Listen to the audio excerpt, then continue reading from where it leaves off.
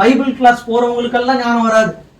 நான் சும்மா இந்த உலகத்துக்காக ஒரு சர்டிபிகேட் வேணும்னு மட்டும் தான் போறேன். அதை எடுத்துட்டு வந்தா நான் இங்க எதுவுமே எடுக்கல.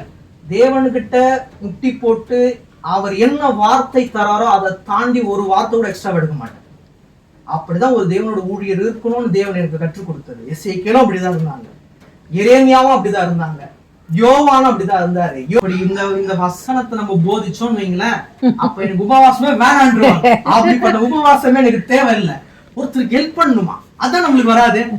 நம்ம நல்லா இருந்தா சரி, அவங்களுக்கு ஹெல்ப் பண்றதுதான் வராது. இது எப்படி நம்ம உபவாசம் காலங்காலமா சாப்பிடாம இருக்கிறது தான் அப்படின்னு சொல்லிட்டு ப்ரீச் பண்ணியாச்சு.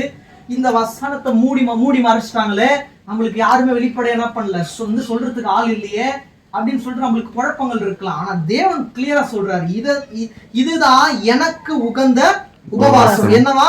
பசி உள்ளவனுக்கு ஆகாரத்தை பகிர்ந்து துரத்துண்ட சிறுமையானவர்களை வீட்டிலே சேர்த்துக் கொள்ளுகிறதும், வஸ்திரம் இல்லாதவனை கண்டால் அவனுக்கு வஸ்திரம் கொடுக்கிறதும், உன் மாம்சமானவனுக்கு உன்னை ஒலிக்காமல் இருக்கிறதும் அல்லவோ எனக்கு உகந்த உபவாசம். யாரோ ஒருத்தர் வராரு, ஒரு ஹெல்ப்புக்கு வராரு, போன் பண்ணி நான் இல்லைன்னு சொல்லி யாரோ ஒருத்தர் வராரு, கண்டிப்பா ஹெல்ப் கேட்கறது வருவாரு.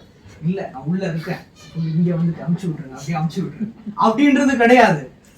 நம்மளால முடிந்த அளவு ஹெல்ப் பண்ணலாம். எல்லாருக்குமே ஹெல்ப் பண்ணணுமா அப்படின்னா அது கிடையாது. சில நேரங்கள்ல பிசாஸ்